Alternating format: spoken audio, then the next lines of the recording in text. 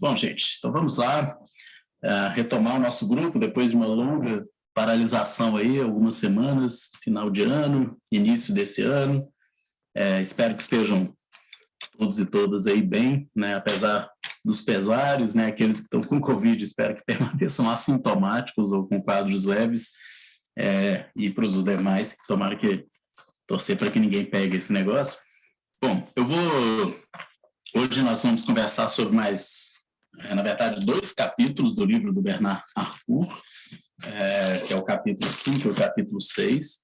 O capítulo 5 é um que se propõe a traçar uma genealogia desse novo doppelganger, né, dessa nova lógica doppelganger, e o capítulo 6 é um capítulo voltado para o eclipse do humanismo. Né, na verdade, o argumento central do Harcourt é de que haveria, né, no período pós-guerra, um certo discurso humanista que influenciou muito, inclusive, a Suprema Corte, mas uma sociedade, sobretudo a norte-americana, sociedades liberais, de uma forma geral, e que esse tipo de discurso está em declínio faz algum tempo, especialmente desde o início desse novo milênio.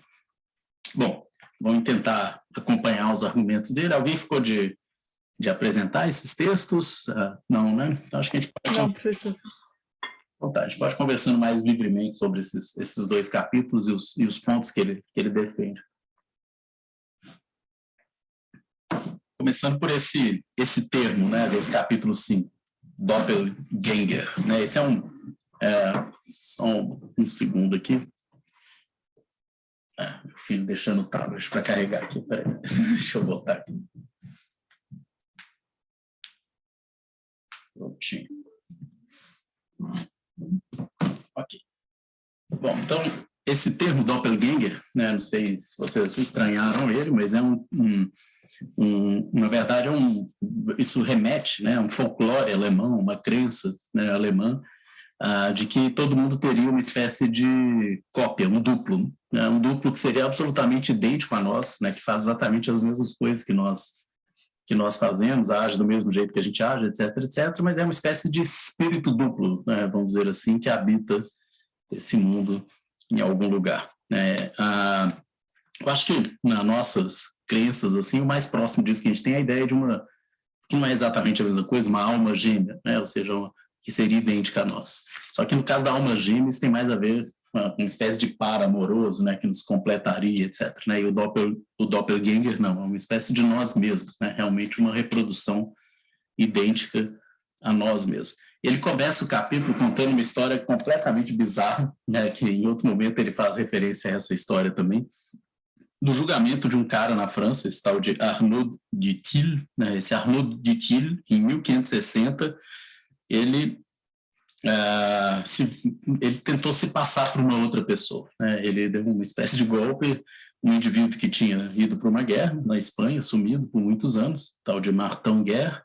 Esse Martin Guerre sumiu, e esse cara aparece na cidade vários anos depois e fala que é aquela pessoa. Né? E o mais estranho dessa história é que todo mundo, especialmente a esposa, né? A esposa do Martin Guerre, aceita o cara como se fosse o Martin Guerre, ele passa a viver com essa esposa, né?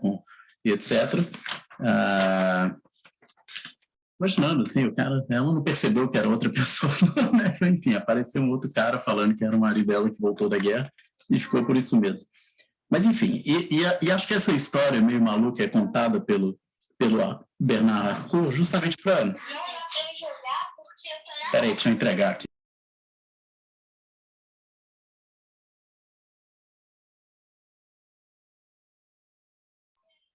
Pronto. Mas, enfim, essa história ele conta para dizer como que existiam poucos elementos de identificação, né? Ou seja, como que não havia essa miríade, né, de modos de verificar, identificar uma pessoa, né, de digitalmente marcar indivíduos de uma forma a identificar exatamente quem é, etc. Né? Ou seja, parece que as formas de identificação eram precárias, né? Ou seja, esse tipo de história podia acontecer, de fato aconteceu, de um indivíduo se passar por outro, né, e tal. Hoje, né, o ponto que o Bernard Harcourt sustenta é que hoje nós dominamos uma série, né, de formas de identificação e diferenciação, e exploramos, né, esse conhecimento sobre cada um de nós, que nos individualiza, né, nos singulariza, ele é explorado de diversas maneiras, né? Não é só uma maneira da polícia saber quem é quem, né? Isso é também uma forma da publicidade, saber quem é quem, direcionar conteúdos, é uma forma de tudo quanto é prestador de serviço saber quem é quem e direcionar determinado tipo de serviço. É uma forma dos meios de comunicação saberem também quem é quem e estabelecerem um filtro, né, e organizarem o feed de informações de cada um de nós de uma forma singularizada, por aí vai. Então, toda a ideia, né, de uma personalização dos serviços, da informação e tal, depende, é claro, de uma capacidade e de um conjunto de técnicas de identificação e de diferenciação de cada um de nós, né? Então, isso é interessante pensar, né? Como que essa sociedade de um conjunto de pessoas indiferenciadas, né, que não havia, né, técnicas, digamos assim, de identificação, isso foi superado e hoje a gente tem uma miríade, né, uma quantidade imensa de formas de operar essas diferenciações. O argumento central desse capítulo é de que essas formas, né, de identificação e de diferenciação e de individualização, portanto, elas já começam, né, com a disciplina. A disciplina já é um mecanismo de poder que funciona de uma forma individualizada, né, ela age diferentemente para cada indivíduo, mas isso ganha novos contornos na biopolítica, quando você passa a ter aí novas práticas e técnicas estatísticas, etc., e aí sim de levantamento de comportamento, direcionamento, e por fim ganha mais ainda um contorno diferente com isso que ele está chamando da lógica Doppelganger. Né? A lógica Doppelganger, ou essa do match, né, de encontrar para cada pessoa, para cada um de nós, a gente, de alguma maneira, cada um de nós, a gente se encaixa dentro de um determinado perfil de consumo, de comportamento, e esse perfil nosso de comportamento e de consumo, ele é identificado a partir de um conjunto de pegadas que nós deixamos, digitais, rastros que a gente deixa por todo o nosso consumo, comportamento, cliques, tudo que a gente faz online, e isso, esses rastros permitem que esses algoritmos façam estabeleçam essas correlações e identifiquem quem são indivíduos que, de alguma maneira, têm o mesmo tipo de padrão de comportamento que o nosso. E assim a gente encontra uma espécie de doppelganger, né? Ou seja, aquele que seria o nosso duplo, né? Aquele que tem um padrão de comportamento similar ao nosso, e a partir do comportamento dessas pessoas, ou desse doppelganger, é possível predizer ou antecipar os nossos comportamentos, né? Isso é uma coisa curiosa, né? Mas isso é mais sofisticado, digamos assim, do que simplesmente identificar um indivíduo em função dos grupos aos quais ele pertence. Por exemplo, eu posso tentar, e essa é uma estratégia, né, de predição, eu posso tentar antecipar um comportamento situando uma pessoa. Por exemplo, eu sou um brasileiro da faixa dos 40 anos, que nasceu, que é de Minas Gerais, que é não sei o que, ou seja, tem um conjunto de grupos que é um professor. Então, você tem o grupo dos professores de Minas Gerais, de 40 anos, da faixa dos 40 anos, que é brasileiro, não sei. Então, você tem vai entrando diante de um conjunto de categorias e aí, a partir desse conjunto de categorias, você pode estabelecer algum tipo de expectativa, assim, preditiva, né? Ou seja, 80% dos professores da faixa de 40 anos de Minas Gerais gostam de, sei lá, Star Wars, né? Ou gostam de Legião Urbana, né? Que era a banda da época. Enfim, então, esse tipo de predição. Agora, o que está sendo feito aqui é muito mais sofisticado, porque não é uma predição feita a partir dos grupos aos quais nós pertencemos. Não é mais uma lógica, digamos assim, de pensar a partir de grupos, mas é pensar realmente a partir dos indivíduos, dos comportamentos individuais, e buscar para cada indivíduo o seu match, né? duplo, né, digital, que seria aquele que reproduz basicamente o mesmo padrão de comportamento. E esse seria, digamos assim, um instrumento de predição muito mais preciso, né, do que simplesmente o grupo ao qual nós pertencemos. Porque, afinal de contas, por mais, ainda que eu pertença ao grupo dos professores de Minas Gerais, eu tenho um comportamento muito diferente de vários outros professores de Minas Gerais, da faixa dos 40 anos. Né? Então, o pertencimento a esse grupo não permite tanta precisão assim, numa predição de comportamento quanto essa lógica do doppelganger permite. Né? Ótimo. Então, a ideia, né, de encontrar o nosso doppelganger é estabelecer um modelo, né, de como será o comportamento dessa pessoa. Né? E, assim, esse doppelganger funciona como uma espécie de feedback, mas que ele fala que é um feed-forward, né? Porque não é algo que é utilizado para, digamos, descrever comportamentos que passaram, mas é algo voltado para o futuro, ou seja, para tentar antecipar comportamentos futuros. Né? Ok, então um pouco isso, ele vai dar, na sequência do texto, a partir da página 146, ele vai tentar explicar melhor que lógica é essa do doppelganger, a partir de uma comparação dessa nova lógica com a velha estatística preditiva, que é aquela, como eu disse, baseada em categorias, em grupos sociais, em probabilidades a partir desse pertencimento a grupos. Né? E aí entra essa ideia de que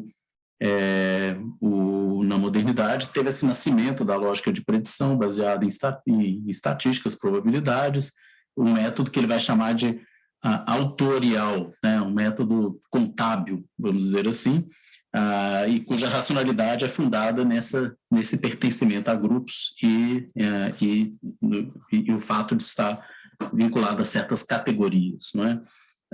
Agora, diz ele, a lógica dominante é aquela que tenta fazer esse match, esse encaixe, vamos dizer assim, no nível individual, ou seja, cada um de nós encontra o seu match, o seu encaixe individual, com outro indivíduo que seria aquele que tem um padrão de comportamento idêntico ao nosso. Então, a gente tem esse doppelganger, e assim é possível conhecer com muito mais exatidão, ou predizer, né, com muito mais exatidão os comportamentos futuros.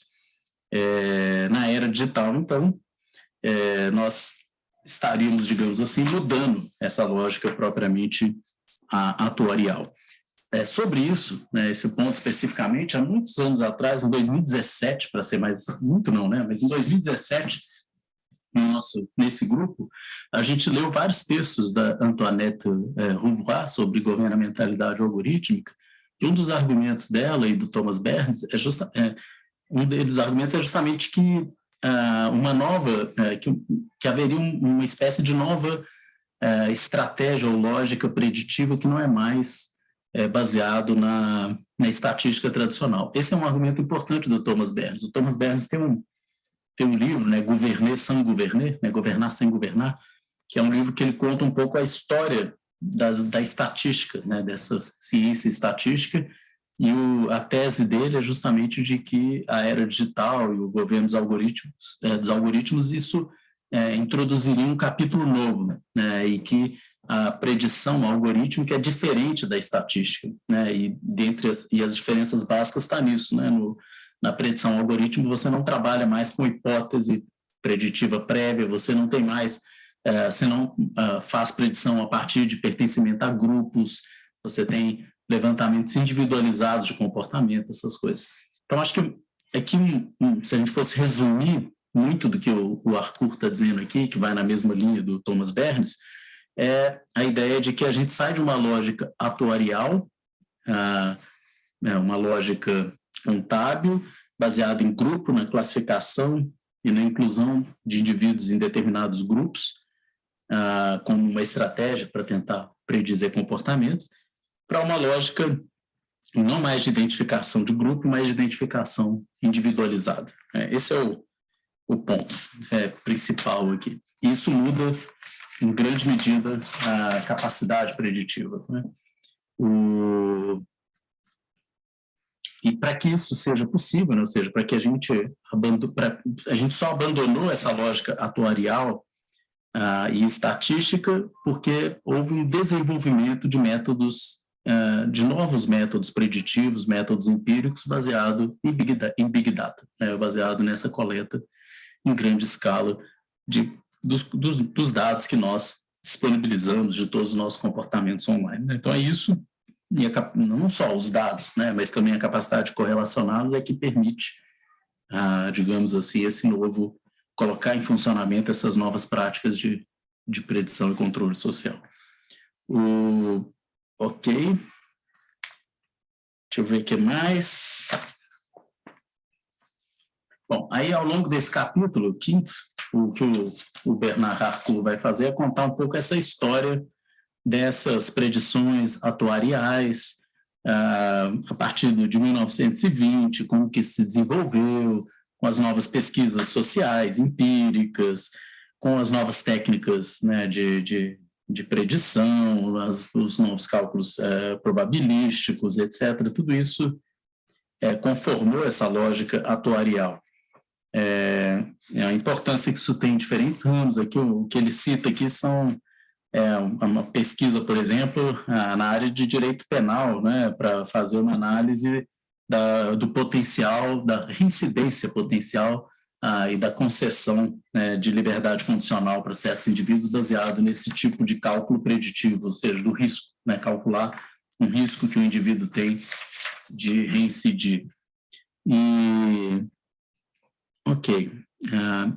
depois o Bernard Harcourt, a partir da página 150, vai fazer o seguinte, ele vai tentar explicar melhor as dimensões dessa virada atuarial, detectando alguns pontos. Primeiro deles, esse desejo de conhecer, o desejo de contar, predizer, de conhecer um grupo, o desejo de controlar o futuro, isso marca essa virada atuarial. O segundo ponto importante sacado por ele, o desejo de categorizar, e aí de encaixar, colocar pessoas dentro de uma determinada rubrica, né, dentro de uma caixinha, e essa é a lógica dos grupos. E o terceiro, o desejo né, de controlar o risco, né, de eliminar, né, digamos, as incertezas, etc. Né, e aí de agir de uma forma preventiva, enfim. Então, são 3 pontos que marcam essa emergência da lógica atuarial, segundo o Bernard Harcourt. E a partir de meados do século XX, começa, né, uma mudança, né, para uma dinâmica mais individualizada nessas estratégias preditivas, menos baseada em grupo e mais na ação individual. E aí a gente passa a olhar menos tentar menos encaixar as pessoas dentro de certas categorias ou grupos e mais analisar as relações entre os indivíduos, né? E mais uma vez é reativado essa utopia, esse sonho de uma máquina capaz de conhecer, de predizer e de realizar um controle social mais fino, mais preciso.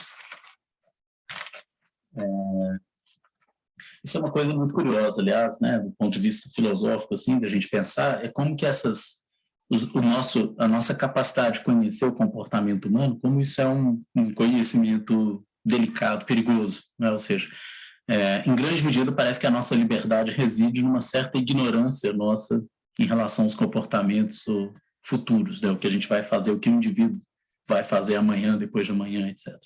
Em grande medida porque a gente desconhece isso, ou seja, a gente desconhece, é incapaz de predizer com exatidão assim, o que vai acontecer amanhã, depois de amanhã, o que o indivíduo vai fazer amanhã ou depois de amanhã. É por causa disso que a gente atribui, em grande medida, um certo livre-arbítrio aos indivíduos, como se eles pudessem escolher uma coisa ou outra e houvesse uma liberdade nessa escolha. A partir do momento que a gente tivesse, imagino, né, um conhecimento capaz de antecipar com extrema precisão todos os comportamentos futuros, é muito estranho deter esse tipo de conhecimento, o uso que a gente pode fazer desse tipo de conhecimento. Inclusive, a percepção que isso passa a transmitir para nós mesmos sobre nossas ações, né? Até que ponto nossas ações são livres, até que ponto elas são determinadas, e a partir do momento que a gente conhece tudo aquilo que nos determina, digamos assim, parece que isso exclui esse espaço da livre escolha, digamos assim. Parece que, no fundo, a gente começa a entender a teia daquilo que nos determina, né, digamos assim, aquilo que nos leva a agir de uma maneira ou de outra. Esse é um conhecimento muito perigoso, num certo sentido, né? Ou seja, imagina que vocês detêm um conhecimento de saber o que cada um de nós aqui, uma grande probabilidade, acima de 90%, o que a gente vai fazer amanhã, o que a gente vai consumir amanhã, né? A escolha que a gente vai realizar, etc. Né? Isso os usos, né, possíveis que isso traz são bastante, enfim, são muitos, né? É uma coisa meio curiosa, né? Esse desejo de conhecer demais sobre o comportamento humano pode fazer com que a gente desenvolva também estratégias de manipulação que se voltam contra nós mesmos, né? Ou seja, ao conhecer demais vocês, eu posso manipulá-los, né? Isso que é a questão. Ao deter tanto conhecimento sobre o comportamento de cada um de nós, a gente é capaz de influenciar e direcionar de uma forma muito mais precisa esses comportamentos e essas ações. Em outras palavras, talvez fosse melhor desconhecer certas coisas, né? Talvez fosse melhor deixar algumas coisas na sombra, assim, ignorar, talvez o desconhecimento, em certo sentido, parece nos proteger contra certas investidas contra nós mesmos. Em outras palavras, se a Google conhece muito, né, só para dar um exemplo mais concreto disso, a Google, na medida em que ela nos conhece tanto, ela se torna uma ameaça para nós mesmos, né? Vocês estão entendendo, né? Seria bom que ela não nos conhecesse tanto assim, né? Ou seja, que ela não dominasse tanto assim sobre nós, ou não tivesse tanta capacidade de predição sobre nossas condutas. Isso nos protegeria mais, digamos assim, do que todo esse conhecimento à disposição, né? Isso permite que ela aja de uma forma extremamente manipuladora e insidiosa, direcionando condutas, né? Enfim, parece que eu estou fazendo aqui uma defesa do obscurantismo, né? Ou seja, vamos parar de conhecer as coisas porque deu ruim, né? Conhecer demais, né? Melhor ignorá-las. Oi, diga. Eu lembrei muito de... Tem uma empresa chamada Predict, que a ideia é, por exemplo, tem uma área e vão construir, por exemplo, um parque ou qualquer coisa nesse sentido. Então, vai desmatar e, antes disso, faz um catálogo do material natural que está ali para prever uma possível doença que vai surgir. Eu acho assim, na verdade, eu nem sei o que eu acho disso, mas é impressionante, né? Você catalogar um material biológico pensando que já vou realmente alterar, deve acontecer alguma coisa, então tem uma margem assim, de alguma doença que possa aparecer. E esse eu achei interessante. Um outro programa nesse sentido que eu vi foi de tentativa de combate à violência nos Estados Unidos, que parece que tem um efeito em cascata, por exemplo, quando tem um assalto à mão armada ou um assalto com tiro, e é muito provável que na vizinhança tenha outro. E aí começou a tentar predizer a violência no bairro, né? Então, tem cálculo para isso, e aí, claro que falam qual racista pode ser esse tipo de tentativa de predizer, né? Mas, hein, Rafael, você está dizendo que existe um conjunto assim, de técnicas, né, de modelagem, né, que podem ser aplicadas para tudo quanto é área do conhecimento, você imaginar, assim, para predizer, sei lá, desde construção de barragem até previsão do tempo, até fenômenos sociais, absolutamente tudo, né? E esses sistemas, né, modelagem, é como se você construísse uma espécie de mundinho artificial, vamos dizer assim, tentando reproduzir, você informa, né, digamos assim, o seu modelo, um conjunto de inputs de dados que são considerados relevantes para fazer uma determinada predição, e a partir dali você roda o seu modelo, e aí o seu modelo é como se ele imagina que eu fizesse um modelo da faculdade de Direito da UFMG, né? Então eu pego lá os elementos que eu considero relevantes, né, etc, e rodo para ver o que vai ser a faculdade daqui 5 anos, daqui 10 anos, daqui 20 anos, né, etc, né? Enfim, ou então o que vai ser de um Rio daqui 10, 20 anos, considerado certas condições que são dadas e certas previsões. Enfim, então esse tipo de predição a partir de modelo, isso a impressão é um pouco essa, que você brinca de Deus, né? Você faz você reproduz o mundo, digamos assim, e aí você faz e você vê o que acontece, né? Aí você muda você fala assim, e se a gente, sei lá, alterar esse elemento aqui da realidade, né? O que vai acontecer daqui 5, 10 anos? E se eu alterar esse e esse outro elemento conjugados? Enfim, aí você vai fazendo esse tipo de modelagem, né? Isso também é extremamente usado e está ligado, é claro, a essa capacidade de reprodução, que é complexa, porque tem múltiplos fatores, mas que um computador é capaz de processar e modelar, né? É meio estranho, né? Parece que é uma brincadeira, realmente, assim. Ok, deixa eu continuar aqui. Na página 155, aí ele vai... Deixa eu ver.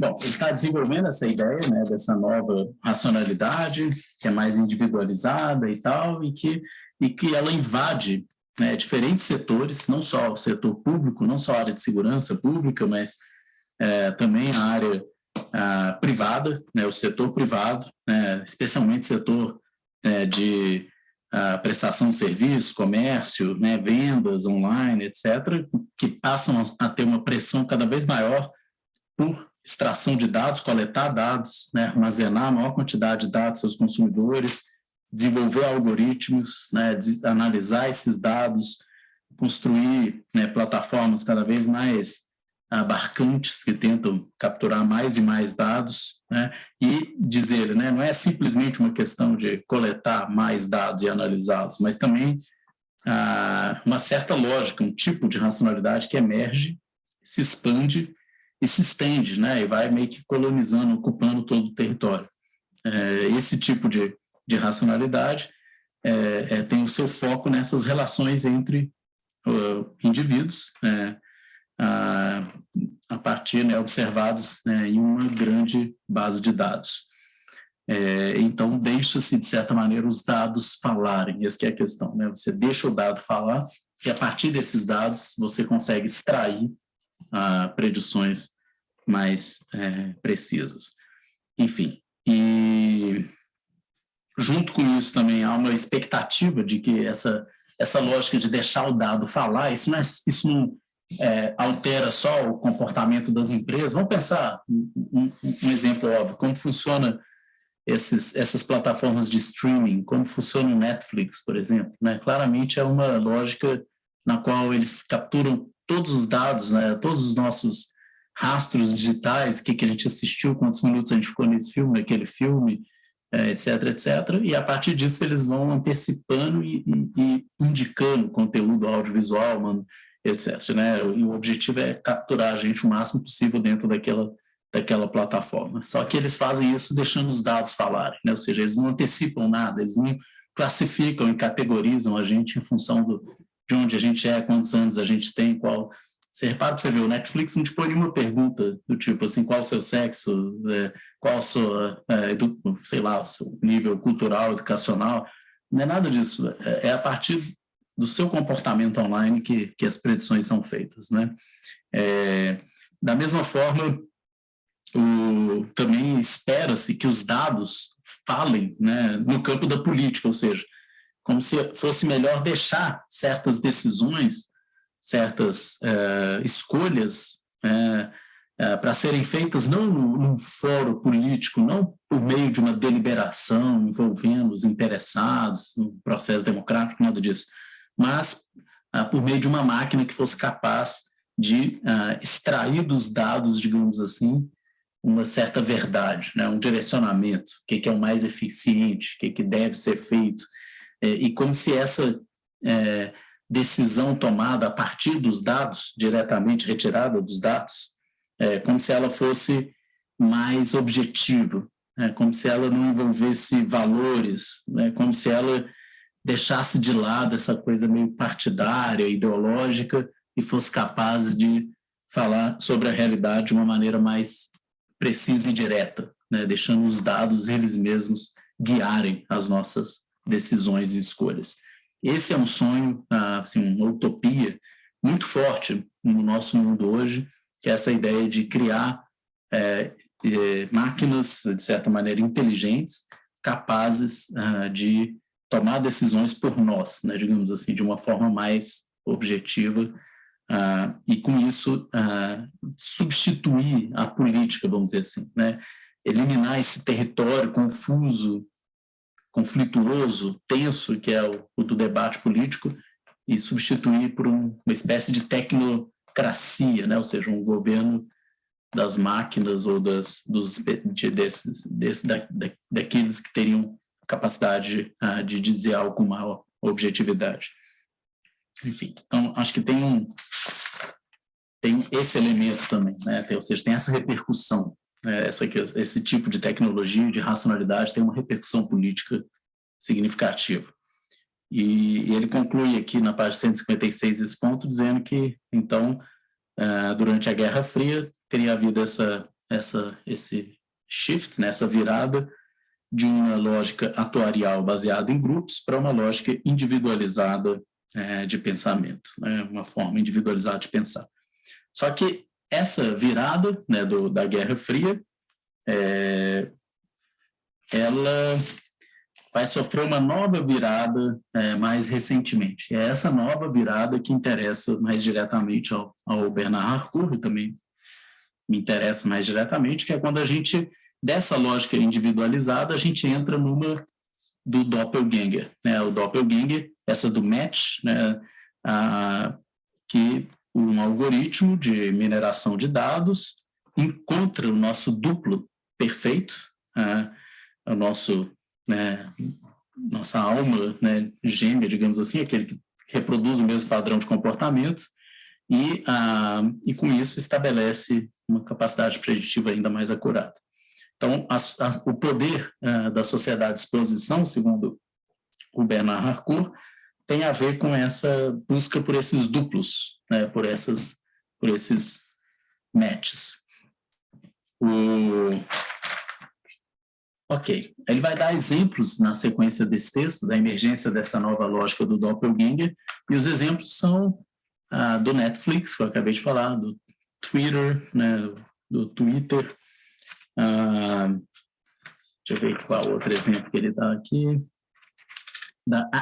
Essa Axiom, né, que é uma empresa norte-americana de venda, né, na verdade, de informações para empresas, etc. Né, uma empresa de tracking, né, que rastreia dados sobre indivíduos e vende esses dados. Enfim, então ele apresenta esses exemplos e eu vou resumir aqui o ponto dele para chegar à conclusão de que há um progresso que começou de uma forma mais rudimentar, focalizando um progresso nessa arte preditiva, vamos dizer assim, que começou de forma mais rudimentar, tendo foco nos grupos, essa é a lógica atuarial. Depois, ela passou a ter uma dinâmica mais individualizada, a partir de capacidades de probabilidades e propensão de ação, e, por fim, encontrou a sua forma mais recente e precisa nesse match perfeito da mineração algorítmica. Então, o percurso é esse, né? Nós temos, ao longo do século XX, basicamente, 3 momentos. A lógica atuarial, centrada em grupos, no início do século, nos anos 1920, é que se desenvolvem essas técnicas. Depois, no período da Guerra Fria, a gente tem as equações regressivas e as determinações mais individualizadas e probabilísticas. E, por fim, no final do século XX, a gente passa a ter a lógica do doppelganger, a mineração algorítmica e a busca desse match perfeito. Bom, e a gente entra, assim, então, nessa nova era, e uma marca importante dessa nova era é que a gente se afasta, né? Uma virada que nos leva para outro lugar que nos faz abandonar a noção de causalidade, né? E aqui a tese do Bernard Harcourt é de que esse tipo de regressão de equações regressivas, probabilísticas, individualizadas, ainda tentava traçar relações causais, né, e estabelecer maior ou menor probabilidade nessas relações. Ou seja, dado isso causaria aquilo, etc.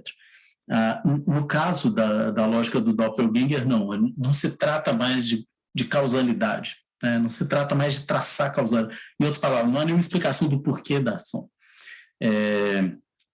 E um livro que explora isso, e que ele cita aqui, o Bernard Harcourt, é o livro desse Cooker, né, e esse Meyer Schoenberger, que é esse livro chamado Big Data, né, a revolução, né, que está transformando nossas vidas, trabalho e pensamento.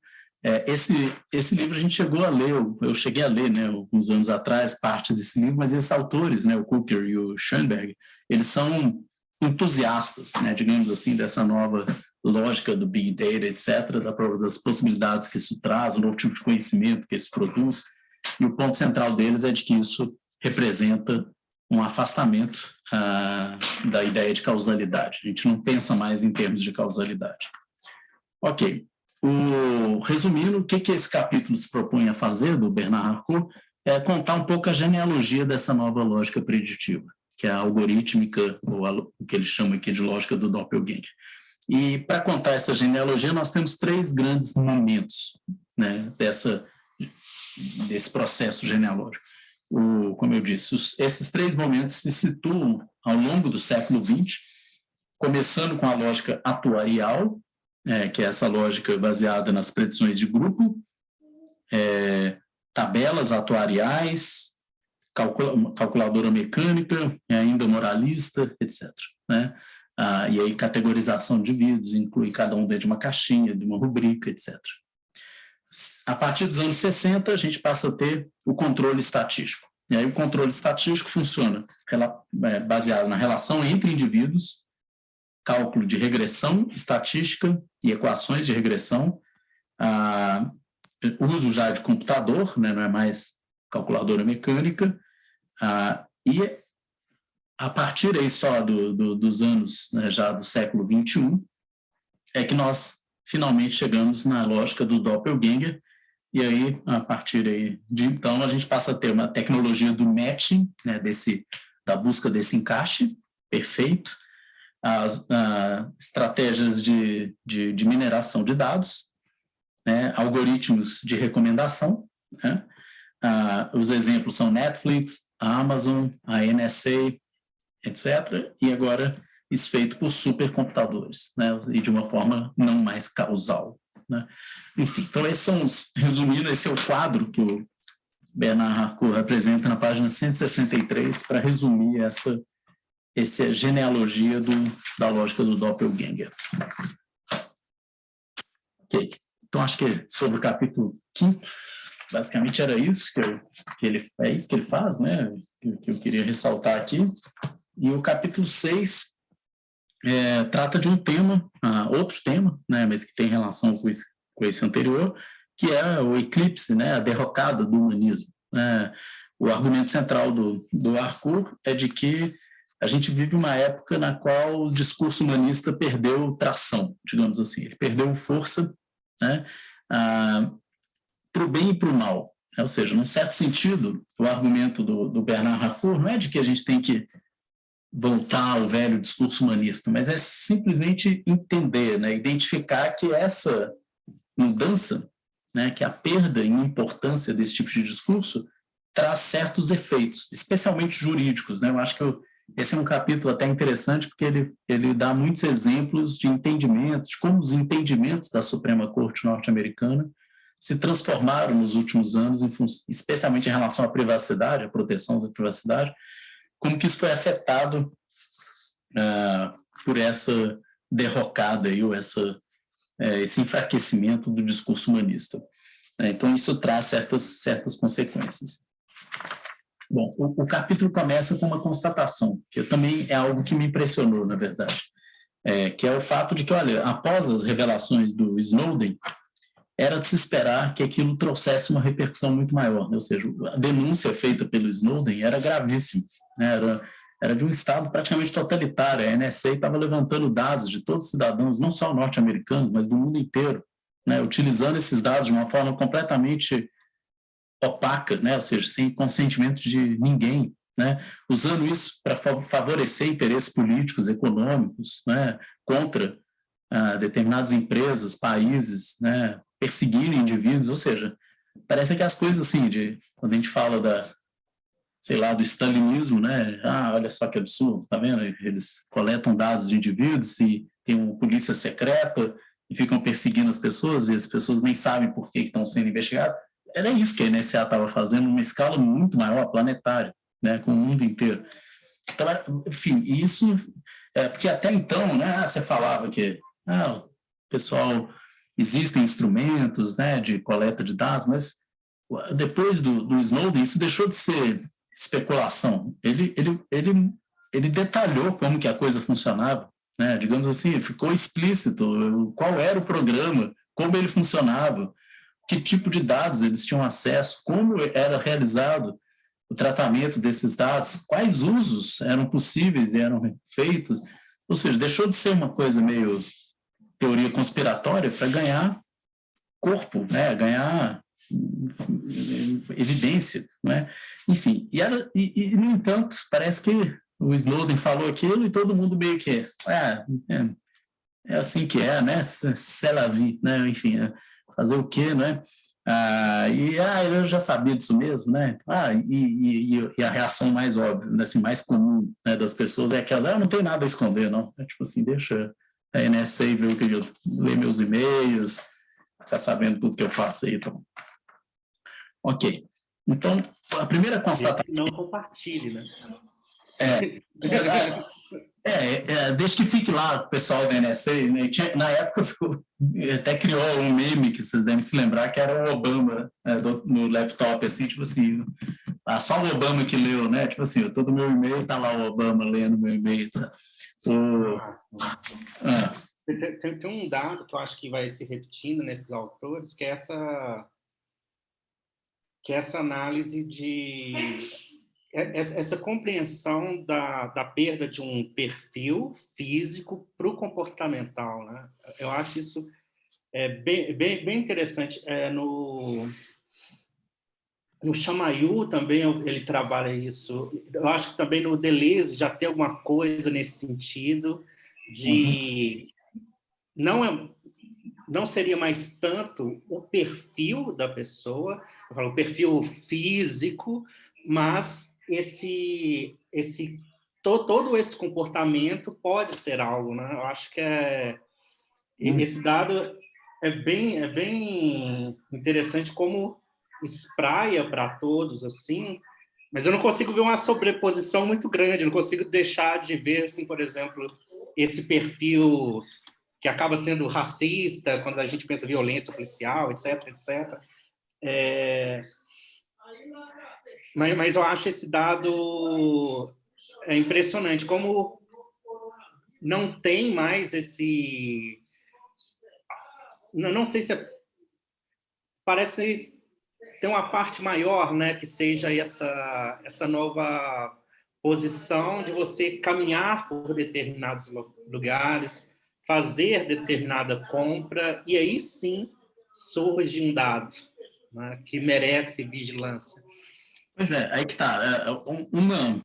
Uma característica do profiling, né, que é a construção desses perfis, né, computacionais, que a ideia não é construir avatares, né, ou seja, como se fosse uma réplica uma tentativa de capturar a essência, né, de cada um dos indivíduos e reproduzi-los, né, digamos, digitalmente, como se fosse um duplo digital no sentido de um eu que reproduz o eu físico nesse universo digital, que seria o avatar. A ideia do profiling não é produzir avatares nesse sentido que tem a pretensão de reproduzir indivíduos físicos, né, ou de carne e osso, né? A ideia é construir diferentes nós informacionais, cada perfil é um nó informacional, um cruzamento de um conjunto de dados, né, e quais os dados vão ser conjugados na construção daquele perfil, isso depende, né, dos usos ou das finalidades que aquele profiling, né, aquela estratégia de perfilamento tem em vista, né? Ou seja, uma coisa é o meu perfil no Facebook, outra coisa é o meu perfil na Amazon, outra coisa é o meu perfil na Google, né? Outra coisa é o meu perfil, e perceba, eu tenho vários perfis, né? Aquilo que é relevante para a Netflix não é a mesma coisa que é relevante para a Amazon, por exemplo, né? Então, num certo sentido, eu tenho perfis diferentes, né, que têm capacidades preditivas diferentes. Um deles está voltado para a predição, por exemplo, de consumo audiovisual, outro não, consumo de livros, né, no caso da Amazon, né, e por aí vai, ou de produtos eletrônicos, enfim. A Amazon vende tudo agora também. Enfim, mas seja como for, são nós informacionais construídos a partir de um conjunto de dados, né, e de comportamentos distintos e que visam antecipar ou predizer comportamentos em esferas diferentes. Então, nenhum deles, né, nem o meu perfil da Amazon, nem da Netflix, nenhum deles tem uma pretensão de ser um avatar meu, ou seja, de reproduzir toda a complexidade, né, do meu self, digamos assim. Ele tem simplesmente a pretensão de ser eficiente em uma determinada dimensão, né, digamos assim, do meu comportamento para predizer certas ações futuras nesse domínio, né? Então, a gente passa a ter esses diversos perfis, né, com fins diversos, né? Então, acho que isso é uma maneira de entender por que o perfil ele não se propõe a ser isso que você falou, né, uma reprodução do eu físico, né, do nosso eu propriamente dito, né? E se propusesse a ser isso, ele seria muito falho, mas ele não se propõe a ser isso, né? E no que ele se propõe, ele tem um grau de eficiência bastante razoável, né? Aliás, por exemplo, a Amazon, por pior que seja o algoritmo deles, acaba comprando um tanto de livro, que você compra um livro já aparece outro, né? Enfim, eu quero saber quem que é o meu doppelganger lá da Amazon, né? Quem que anda comprando as coisas que eu ando comprando, e que eles usam essa pessoa para me antecipar comportamentos futuros. Ok, mas enfim, o que o Bernard Harcourt começa nesse capítulo 6 observando, e eu acho isso interessante, é essa ausência de preocupação. Assim, as pessoas não ficaram tão incomodadas assim, e não se indignaram como era de se esperar diante das revelações do Edward Snowden, né? Ou seja, houve uma certa complacência, né? Uma certa um sentimento de que isso talvez não foi nem tão grave assim, digamos assim, né? Algo que essa revelação do Snowden, talvez 20, 30 anos antes, fosse muito mais explosiva, né? Imagina uma revelação do mesmo jeito, estilo da do Snowden, em plena Guerra Fria, né? No momento em que, por exemplo, os Estados Unidos tentavam se afirmar como a terra da liberdade, proteção da privacidade, dos direitos individuais, contra o totalitarismo soviético, né? Contra o autoritarismo comunista, etc. Se nesse momento essa revelação fosse feita, isso teria um efeito muito mais explosivo, porque é como se você tivesse todo um discurso assentado na ideia da proteção da liberdade individual e da privacidade.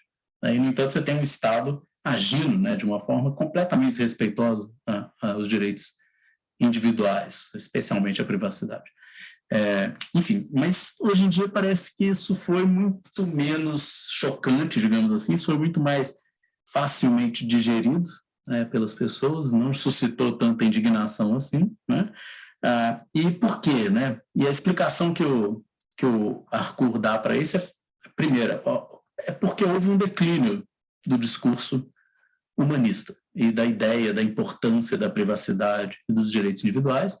E por que houve esse declínio? Qual uma das chaves para a gente entender isso é essa emergência de um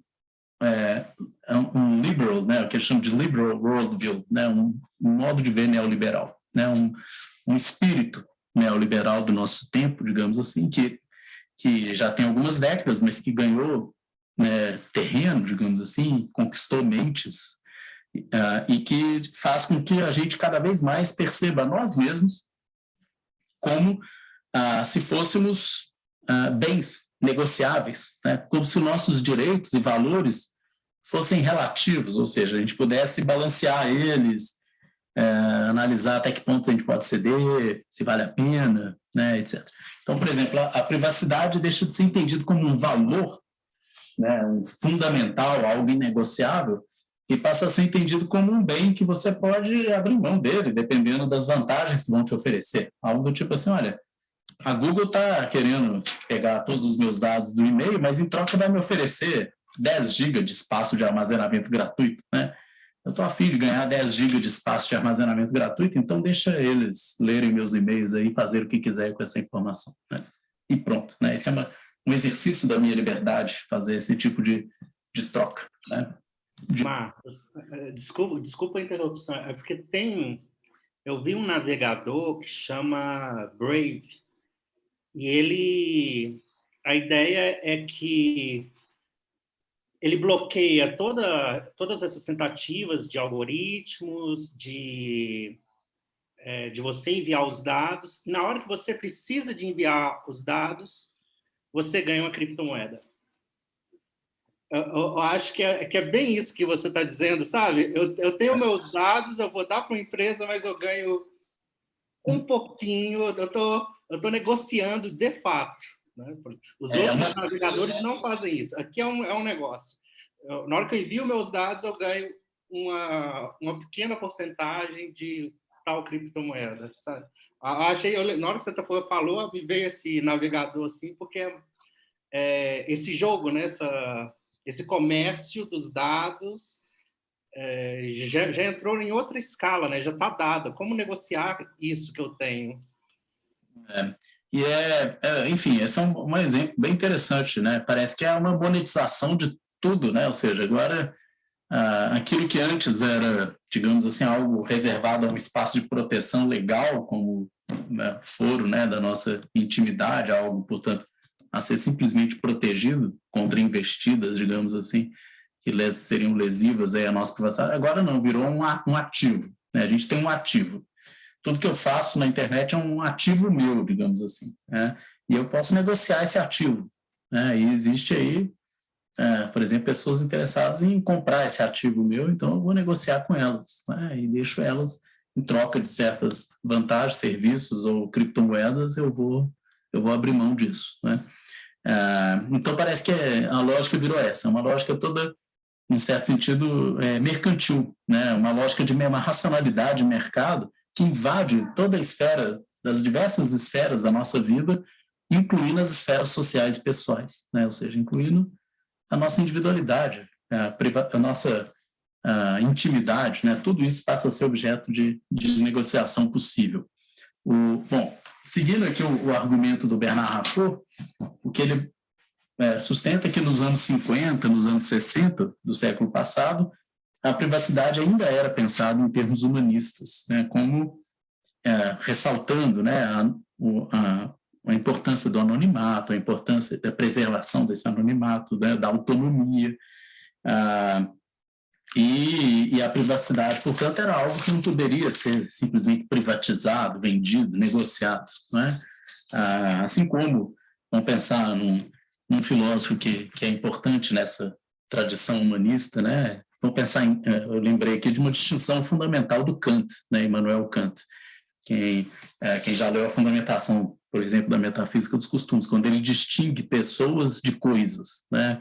E o critério básico do Kant é dizer o seguinte, olha, pessoas, né, têm dignidade, né, e coisas têm preço, né? Ou seja, o que significa? Significa que o valor de uma pessoa é um valor absoluto, ou seja, o valor da dignidade não é um valor relativo, não é algo que você possa negociar, né? Um dos imperativos, né, das formulações do imperativo categórico kantiano é justamente, né, de que nunca, né, tratar, né, digamos assim, uma pessoa como um meio, né, como um meio para um determinado fim. Ela é sempre um fim em si mesmo, né? Enfim, então, nesse sentido, o valor da pessoa é absoluto, né? Ou seja, ela não tem preço, né? Ou seja, ela tem dignidade, algo inegociável. Já coisas, né, o que define coisa é isso, coisa não tem valor em si mesmo, né? Coisa é um meio, num certo sentido, e por isso coisas têm preço, né? Ou seja, elas podem ser relativizadas e negociadas e por aí vai, né? Aqui, claramente, o que está acontecendo, né? A gente está abolindo essa distinção kantiana para dizer que pessoas são negociáveis, né? Ou seja, a dignidade deixa de ser uma noção, né, que vai impregnar o ser humano, digamos assim, e o ser humano passa a ser agora um objeto entre outros objetos. E assim como todas as demais coisas, nós coisificamos a nós mesmos e passamos a negociar nossos comportamentos, nossa pessoalidade, colocar tudo no mercado, né? Enfim, então, em outras palavras, esse negócio, né, da venda da privacidade, pensando assim, de um ponto de vista kantiano, não tem negócio mais imoral do que esse, né? Digamos assim, é algo que fere a própria humanidade naquilo que ela tem de absoluto, que é a sua dignidade. E aqui não, é como se a gente substituísse esse quadro, né, de pensamento humanista por uma ideia por uma ideia mais neoliberal, digamos assim, que tudo é passível de ser colocado no mercado. E todos nós podemos, dependendo da vantagem que o negócio oferece, podemos abrir mão da nossa humanidade, ou da nossa liberdade, ou seja lá o que for, e negociar tudo isso. Da nossa autonomia, né? Enfim. Então, a privacidade se torna algo comodificado, né? Ou seja, vira um bem colocado no mercado, que tem um preço e pode ser comprado, vendido. Não se acredita mais que haja algo assim essencial no humano, que seja absolutamente privado, que não possa ser negociado e por aí vai, né? A gente abole essa ideia.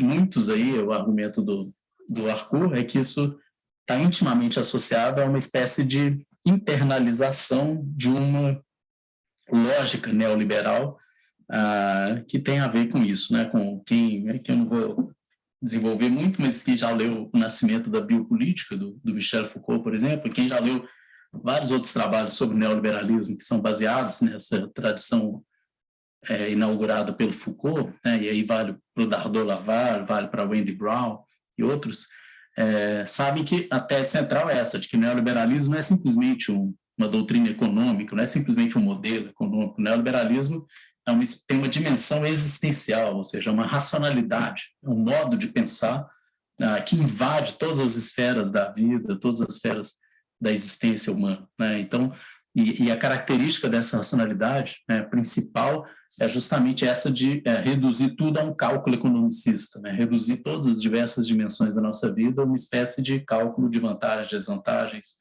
de obtenção de certos resultados, de otimização, etc. Então, isso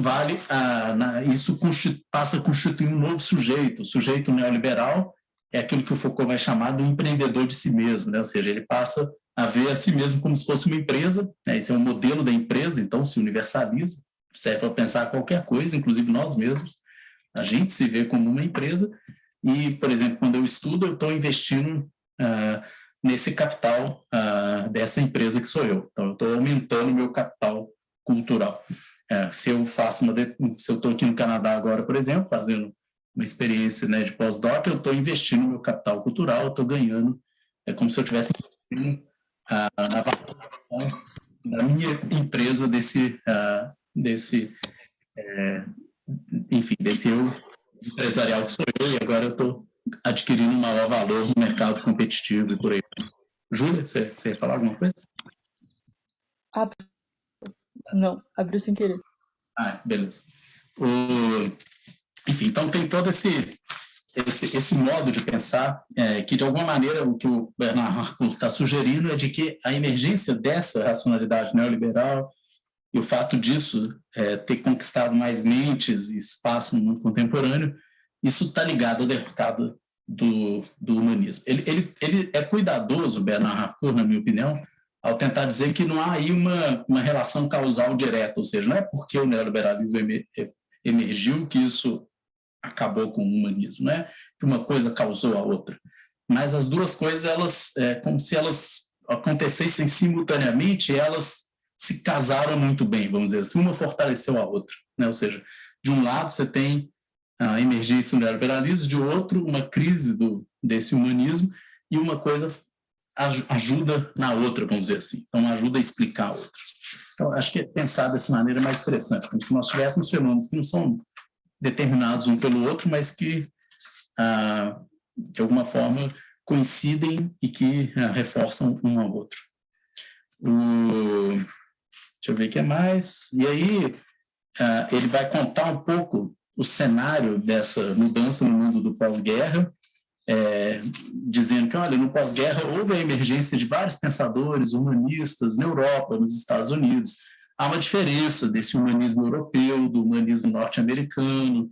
Na Europa, você tem pensadores como o Jean-Paul Sartre, né, que é um existencialismo, o livro, a frase famosa, né, o livro dele, famoso ensaio, né, o existencialismo é o humanismo. Mas, para além do Sartre, na França, né, o François Mauriac, que é um pensador cristão, humanista, né, o Henri Lefebvre, né, o Karl Jaspers, né, na Alemanha. Todos eles são pensadores humanistas, alguns marxistas humanistas, outros católicos, outros existencialistas, mas, assim, todos conjugam, né, comungam, melhor dizendo, de um pensamento assim, humanista. E nos Estados Unidos você também vai ter emergência de um certo humanismo, né? Ele cita aqui a ida da Hannah Arendt, né, para os Estados Unidos, nessa época do pós-guerra, e outros pensadores também, com uma diferença que ele vai dizer que na Europa o humanismo do pós-guerra ele tende a ter uma postura mais, assim, mais radical, digamos assim, de defesa humanista e tal, enquanto que nos Estados Unidos está muito associado a um certo projeto de poder da Guerra Fria, né, contra um certo comunismo, mas em defesa de um liberalismo, um modelo liberal, democrático, norte-americano e tal. Bom, seja como for, nos dois casos a gente tem uma combinação, né, de uma crença humanista com um discurso que defende a privacidade, que defende a autonomia, que defende a ideia de dignidade humana e por aí vai. Ok. Na sequência do texto, como eu disse, o Bernard Harcourt vai fazer referência a várias decisões da Suprema Corte norte-americana dessa época, do pós-guerra, que ilustram isso que ele está dizendo, a importância desse discurso de defesa da privacidade, como a privacidade era valorizada, como a Suprema Corte, por exemplo, em vários momentos fez prevalecer o direito à privacidade e fixou vários limites à investida de um Estado que quer levantar dados sobre cidadãos, que quer, enfim, invadir contas e obter informações sobre indivíduos para poder instruir, por exemplo, um processo criminal. Não, o indivíduo, em relação a ele, havia uma redoma de proteção significativa que a Suprema Corte entendia que era fundamental que fosse protegida para garantir a privacidade desses indivíduos e para garantir seus direitos fundamentais, né? Então, a gente tem uma Suprema Corte muito sensível, digamos assim, à ideia de direitos individuais fundamentais, entre eles a privacidade. E essa Suprema Corte, que era extremamente protetiva, né, no pós-guerra, ela vai aos poucos mudando seus entendimentos, essa que é a questão. Ela vai aos poucos flexibilizando esse entendimento aí da proteção da privacidade e começa a entender que, talvez, em alguns casos, é possível fazer um balanço de interesses, né? Ou seja, começa a ideia de que é possível relativizar, né, digamos assim, e entender que, olha, sei lá, contra o terrorismo, aí a gente já pode deixar o Estado coletar tudo quanto é tipo de dado e fazer o que ele quiser, porque, afinal de contas, contra o terrorismo parece que vale tudo, não é? E aí a proteção individual já não é lá tão importante assim, né? E esse discurso do privacidade a todo preço, né? Não podemos abrir mão, a redoma de proteção tem que ser mantido, isso vai se tornando uma coisa meio dépassé, né? Meio old school demais, né? Meio ultrapassada, coisa de outra época, etc. O mundo mudou, né? Digamos assim, e a gente precisa fazer frente a esse novo mundo.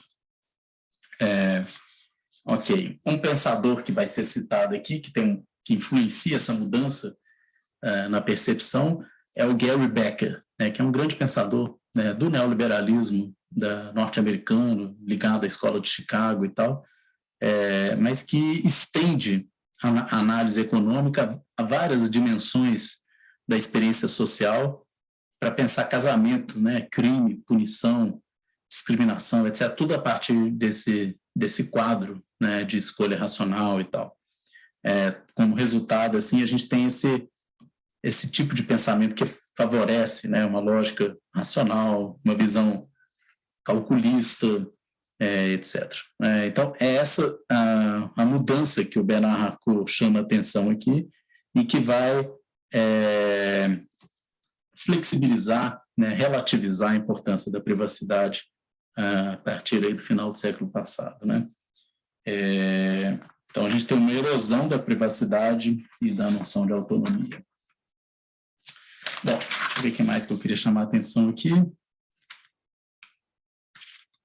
Ok, esse é um ponto também importante, né, que o Bernard Harcourt, a partir da página 177, ressalta que é ingênuo acreditar que o discurso humanista vai ser sempre mais protetor, né, do que o quadro neoliberal de pensamento e tal, porque isso pode sofrer variações. Ele dá exemplos assim, de como o pensamento humanista pode ser também autoritário em determinadas situações e como o pensamento neoliberal pode ser mais protetor em certas situações, mas o ponto central dele é de que, em linhas gerais, o humanismo ele tende a ser um discurso mais protetivo, né, em termos de privacidade do que o modo de pensar neoliberal.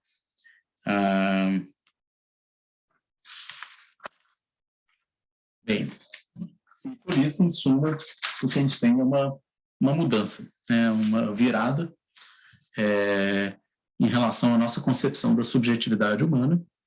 E isso, a maneira como nós pensamos hoje, o modo como reagimos às revelações do Snowden, mostra que nós estamos a léguas de distância da mentalidade mais comum dos anos 1950, 1960, e que hoje a gente tem uma percepção muito diferente disso, talvez, em grande medida, e esse é o ponto do Harcourt, influenciado por uma visão de mundo neoliberal.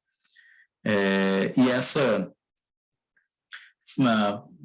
perda, né, da nossa percepção da gravidade do comprometimento da privacidade, isso está intimamente ligado a essa emergência, então,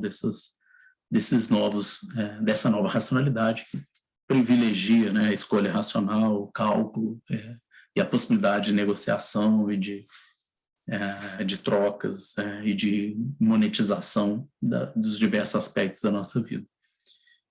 Ok.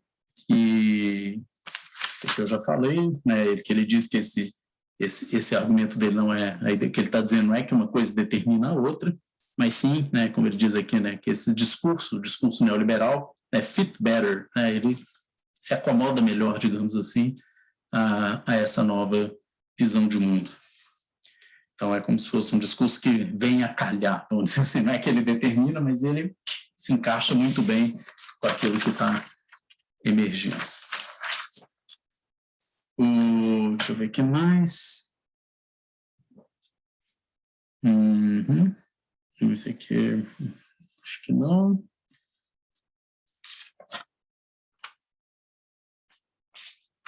Bom, e aqui no final ele vai, né, retomar mais uma vez o ponto central do livro dele, que é essa ideia de que na sociedade da exposição a gente simplesmente oferece, nós nos damos nós mesmos, nos oferecemos nós mesmos a troco de muito pouco, né, vamos dizer assim, a gente se vende a troco de muito pouco. E fazemos isso de uma maneira mais ou menos consciente, mas estamos todos, de alguma maneira, negociando a nossa vida, os nossos comportamentos que a gente faz, a nossa intimidade.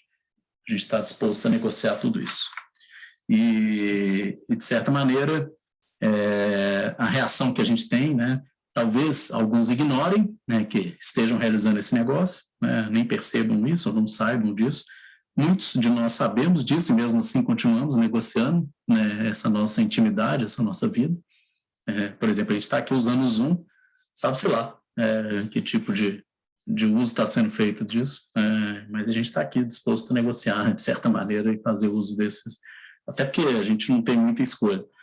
E muitos reagem a isso, né, de uma forma assim, tentando justificar, né, essa atitude, dizendo que mas também eu não tenho nada a esconder. É tipo assim, deixa a Zoom gravar esse nosso grupo de estudo, porque afinal de contas você não tem nada a esconder, não estou dizendo nada demais aqui, e por aí vai.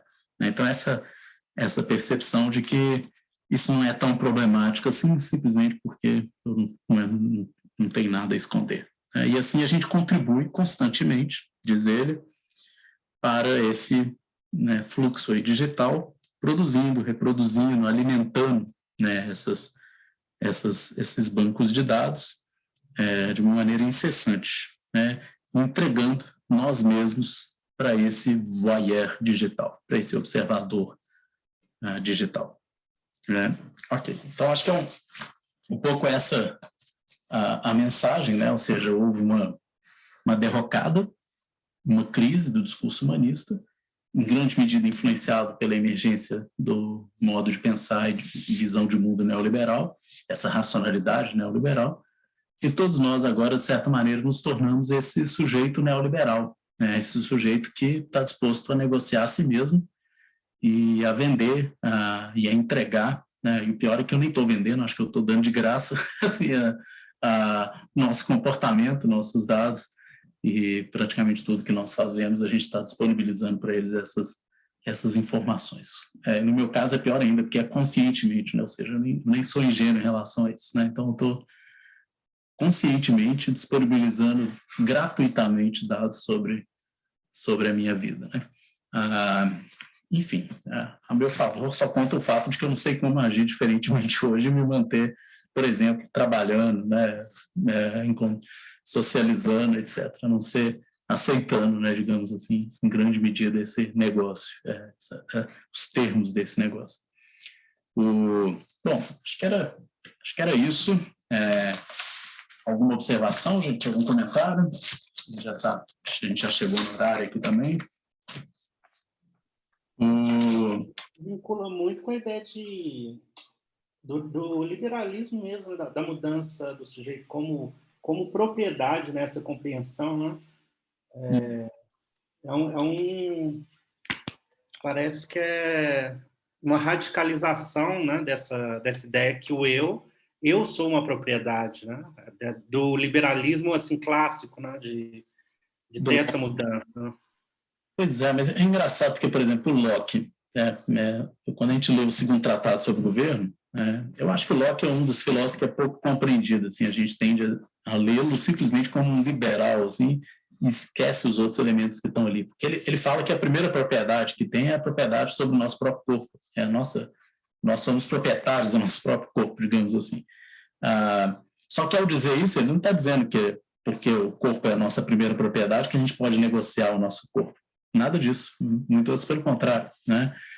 Inclusive a aquisição, todo o argumento do Locke para justificar a apropriação privada, né, está baseado numa série de restrições, ou seja, tem que ser o fruto do próprio trabalho, né, tem que ter o mesmo para os outros também poderem se apropriar, e por aí vai, não pode haver desperdício, né, enfim, então não é qualquer apropriação que é um direito natural para Locke. Nosso corpo é um direito natural nosso, mas se a gente quiser negociar, vender parte do nosso corpo, a gente já está, na verdade, né, ferindo, né, digamos assim, a natureza dessa própria propriedade. Isso não é um direito nosso, de negociar nosso corpo, de negociar, inclusive, o fruto do nosso trabalho em qualquer condição.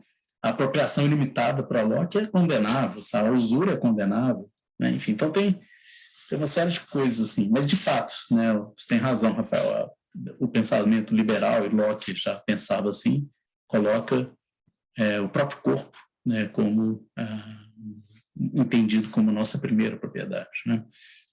Só que agora parece que a gente foi além, não é? Que não é mais só o corpo, é tudo, todas as dimensões da nossa vida, todos os nossos comportamentos, todas as nossas intimidades, tudo virou um ativo negociável, né? E o pior, a gente está vendendo baratinho no mercado, a gente está disponibilizando mesmo, né? Enfim, então, talvez mais grave ainda.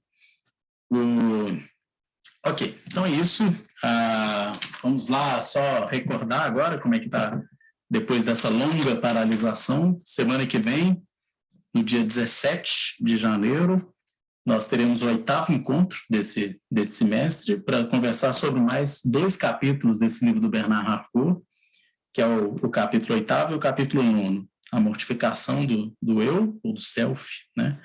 E o capítulo 9º. E depois vão ter mais 3 capítulos para a gente finalizar o livro. São capítulos mais curtos e a gente vai concluir o livro do Bernard Harcourt no dia 24 de janeiro. Então, ainda esse mês.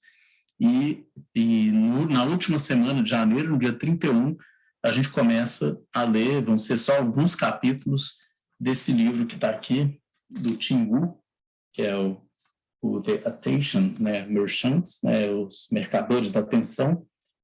Nós vamos ler os capítulos finais desse livro aqui, né? E aí a gente conclui o cronograma do semestre, né? Eu já estou com um tanto de livros assim na minha fila de leitura para continuação, inclusive alguns eu já pedi na Amazon, vou receber aqui, espero receber em breve. Tem um livro novo, inclusive, que vai sair, eu fiz uma compra, né, um pedido, né, de pré-compra, né, pré-lançamento, do livro do David Lyon, que é o professor aqui de Kingston, né, que está me recebendo, que vai sair publicado dia 18 agora de janeiro, então semana que vem eu já fiz o pedido, que é o Pandemic Surveillance, né, a vigilância pandêmica. Então estou ansioso aí para já receber esse livro, e dia 19 eu vou fazer uma apresentação aqui no Surveillance, né, Study Centers, né, nos seminários que eles organizam. Depois eu compartilho com vocês assim, mais informações sobre essa apresentação, mas eu ainda estou preparando aí, né, o que eu vou apresentar, mas eu estou pensando em falar alguma coisa sobre pandemia no Brasil, assim, ainda estou organizando as minhas ideias, assim. Mas vamos ver, toda hora que eu começo a escrever eu mudo de ideia, então pode ser que saia uma coisa completamente diferente na hora da apresentação. E é isso. Mas fiquem bem, gente. Cuidem-se. Otávio, eu te vejo em breve, né, lá na banca de qualificação. Estamos aí. A banca é pública, né, Otávio? Eu creio que sim. Ô, professor, você tem um minutinho no particular, depois que encerrar aqui com o pessoal? Pode ser, a gente conversa, então. Bom, pedido do pessoal, então, valeu, gente. A gente se encontra semana que vem, então, e continuamos, então, as atividades do grupo. Bye, bye. Boa noite, gente. Obrigado. Boa noite, gente. Deixa eu interromper a gravação, então.